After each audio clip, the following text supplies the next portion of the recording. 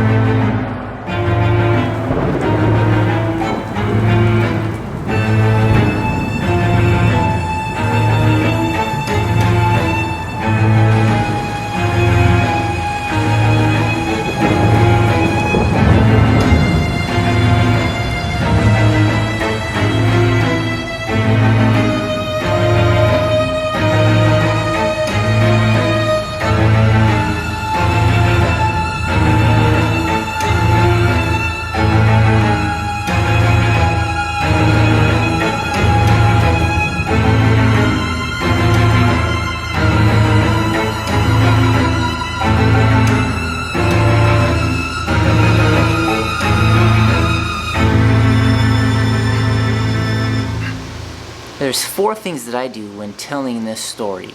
1, make it sound true. No matter what story you're telling, try to put an element of truth in there. There's something about making a scary story sound plausible that really scares people. Especially when telling a story face to face, an intimate gathering. It's not scary when you talk about Godzilla or King Kong or Frankenstein. These are all larger than life monsters. It's just a fantasy world. Still scary and great movies, but in the moment, it's not really going to scare anyone. But there's something different about telling people at a campfire about some crazy person and then seeing somebody behind a tree just staring at you. It just makes it more real, like there's an actual present danger. And when telling a ghost story, you want to make that story plausible. If it's too fantastic, it doesn't work. But if they can go home at night and go, is there really a ghost in that closet? Then you've really gotten into their head. And that's what creates a nice, scary story. One that stays with them. 2, engage the audience. Now, I'm going to be telling this story from the camera, so I don't know how this is really going to work. I can't feed off your emotions or read your faces or anything like that. But when you're present with people, you can do that. You can get their reactions. You can move in. You can move out. You can just sort of call the people in closer and just kind of play off of everybody else's excitement. And you can work the story that way. And you're going to want to, because that brings me to my next point, which is point number 3. You want to surprise them. See, part of this story is kind of a jump scare. I'm ruining the end for you. But that's what you want to do. You want to just surprise them, so you gather them in, and then bam! You give them a scare. Now, how do you set them up for that is point number 4. You're going to have to set the tone. The tone of the story matters. How you do that just depends on the situation. I like to tell this story around a campfire or in a living room close together with the lights dimmed down. I really set the mood for them to be scared. Now, for this YouTube, what we're going to do is we're going to go ahead and let's put some background camp noise, maybe some crickets, frogs, some animals like maybe a bear, and let's bring up some campfire noise. Okay, lower it down a little bit, right there, and then we'll put in some spooky music, and we're good to tell the story. So let's tell the story now. This story takes place in El Salvador. Now, I was living at the time with a roommate in a place called Rubicacion. Now, Rubicacion was out in the desert of El Salvador, at the foot of the mountains of Chalatenango. Rubicación consisted of 3 neighborhood circles, with a park in each of them that had streets going to the outside of each circle. Now, to get to each one, you had to cross a river and a cemetery. Where we lived was kind of a rundown home. It had a living room, a bedroom, a walk-in closet, 2 doors to the backyard that was covered in a chain link fence that people could see. It had a bathroom where you would shower. That was closed off, no one could see that. And then it also had the restroom where you went to the restroom. That one was closed off too. That house was fine, but at the time I lived with somebody that I didn't like, wasn't getting along with. He would always ask me questions like, did you leave the light on? Did you forget to close the door? Did you lock the door? Just obsessive questions that bugged me, and I was like, no, I didn't forget to turn the light on. That wasn't me. I didn't leave the door open. Just leave me alone. It wasn't until I got another roommate and he left and the new one came. On one particular night, after a long day, we came home. I laid down in the hammock in the living room and he sat down on the couch that was in the living room. We chatted for a little bit, and before long, I fell asleep, and he fell asleep. In the middle of the night, I woke up and went to the room. And I finished the night in my room, sleeping. It wasn't until the next day, when we were doing our studies, that he looked at me, and he asked me, he said, "Was that you talking to me last night in the hammock?" And I turned to him and said, "No, I remember falling asleep, getting up and going to the room. Why?" And he replied, "No, please tell me that was you. Because I was kind of half asleep, half awake, and could have sworn I saw you sit up in the hammock and talk to me." I replied to him, "Well, it wasn't me." And then his face just turned ghost white. And he said, "No, no, no, no, no." And he said, "Then that wasn't you poking me on my ribs." And I replied, What do you mean poking you on your ribs?" And he said, "Well, right before I went to bed, I went to the room and I started to pray on the bed. And I felt something poking me on the side. I thought it was you. But then I heard breathing. And that breathing was you sleeping in your bed. So I wondered who was poking me. I tensed up and froze and just laid down facing the wall and went to sleep." I looked at him like he was crazy. It was a fantastic story. I was like, what do you mean? He said, "Yeah, that's what happened to me last night." After that story, as the days passed, I started noticing strange occurrences. Lights were being left on. Doors were being opened. Now, the door is creepy because where we sleep in the bedroom, like this, there's a closet right above us that we can see the door. Now, that blue door goes into the backyard. That was a knob on it. I always closed it at night. But in the next morning when I woke up, that door would be open. So I asked my roommate, "Did you leave the light on? Do you leave the door open to use the restroom in the mornings?" And he looked at me and he said, "No, I don't leave the light on, and I don't leave the door open when I go to the restroom. I don't even go to the restroom in the mornings." And I said, "What about the evenings?" And he says, "No, I haven't been out there." And that's when I started to freak out, because I had realized that, wait a second, the last roommate I lived with asked me the same questions. Do you leave the light on? Do you leave the door open? It started to become a little scary living there. So one day, as we were passing by our neighbors, there was one person who liked to be called Hermana Chili, a very nice lady who lived a kitty corner behind us. And we started chatting and we told her our story. And she said, oh yeah, that house, everyone that lives there is afraid of it. And I asked her, whoa, what do you mean everyone? Well, what goes on? And she said, oh yeah, that house used to be owned by a family, and they would live in it until they died. And then it would just be passed on to the next family member. And she then started saying, oh yeah, everyone that lived there died. And let me explain it to you. She started breaking down the entire home, saying, the grandma died here in the closet from cancer with an oxygen tank.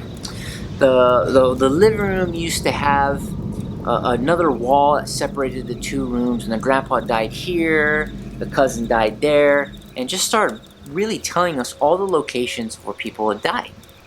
And I started freaking out. I was like, whoa, the heck? And then she said, well, it's not owned by the family anymore. They don't live there. They sold it, and now it's being rented. So everyone that lives there always has strange occurrences.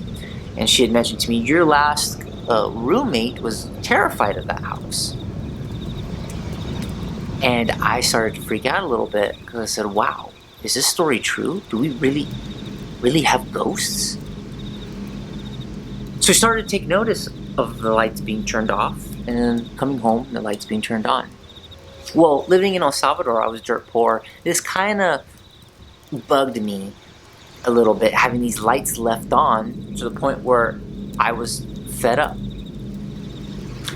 And I said, you know what, ghosts, turn off these lights or you're going to be paying the electricity bill. And then my roommate said, whoa, wait, what are you doing? Stop. Don't anger the ghosts. And said, whatever. They can pay for the electricity bill. Trying to be all brave, right? Well, it wasn't until the next night when I was sleeping, I had felt something right across my face, just a presence walk by me. It woke me up from my sleep. I was dead asleep and I woke up. And I started to hear this clanking noise. That clanking noise was coming from the closet. Now remember, I slept on a bed right here, and there was a wall just a little bit past my bed that I had to just kind of peek over to go to look at the closet where the door was. And that's where the noise was happening. And as I was laying there, I could hear it just going. And I tried to figure out what was that sound, because there was nothing metal in there. We didn't have any change. And I kept thinking about what was going on, and then the story that Hermana Sheila told me came back to my mind, and I said, wait a second. The old lady, or the grandma, died in that room, and she had an oxygen tank. Now, all oxygen tanks in El Salvador make this noise, this cranking. If you ever seen somebody walk with it and drag it across, you hear that noise.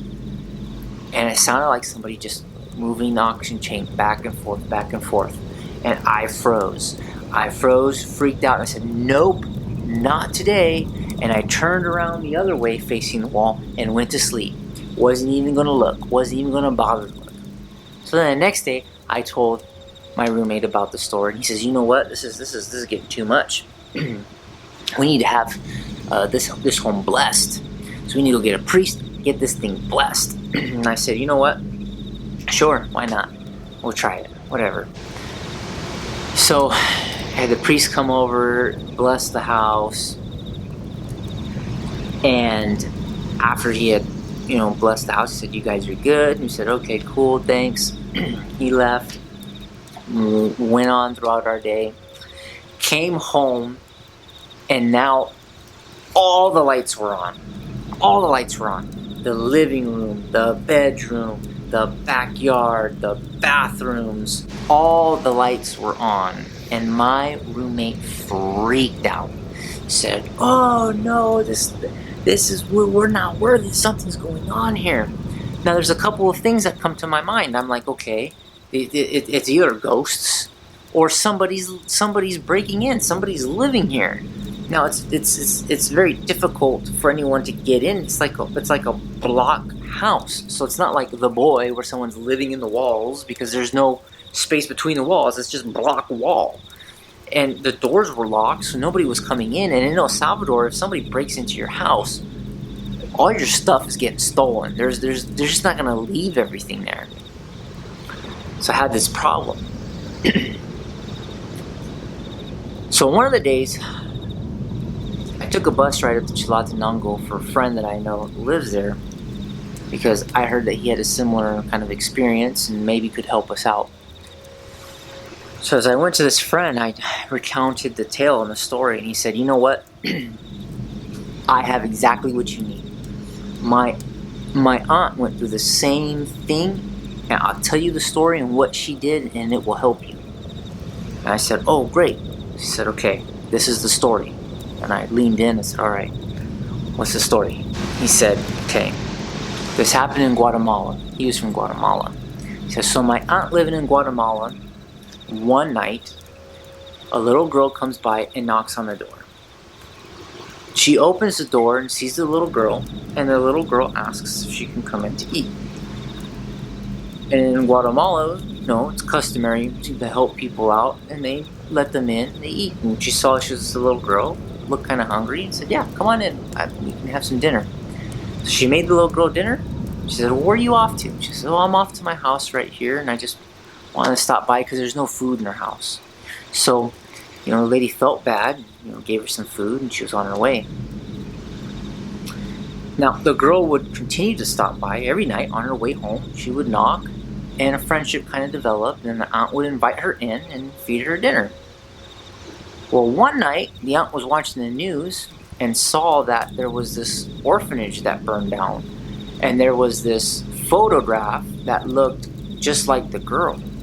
And the aunt's heart sunk, because she thought, "Oh, maybe this was a family member or a sister, and they passed away in the fire, and maybe she was part of the orphanage and managed to escape the fire and lived, and man, that's such a tragic story."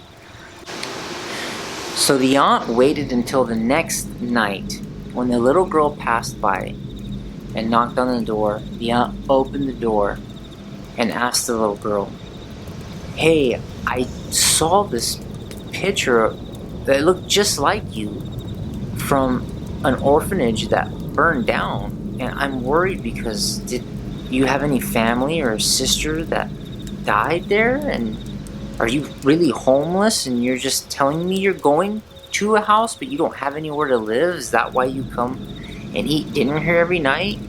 If so, that's okay. I just want to know, or are you okay?" And the little girl looked sad. She walked in, and the aunt asked her, "So, what's with that picture?"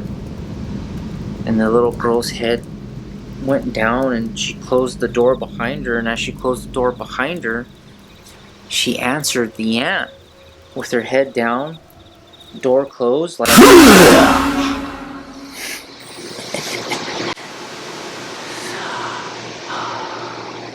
Okay, now this was on camera. In real life, it would be 10 times louder.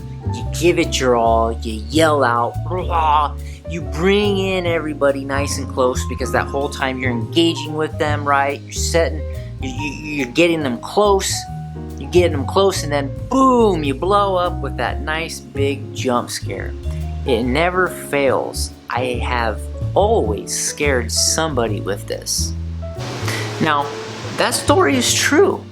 Not all of it, but I did live in El Salvador, and I did have a house that did that kind of scary stuff. And you know something? I did go to somebody and tell them the story, and they actually told me that ghost story afterwards.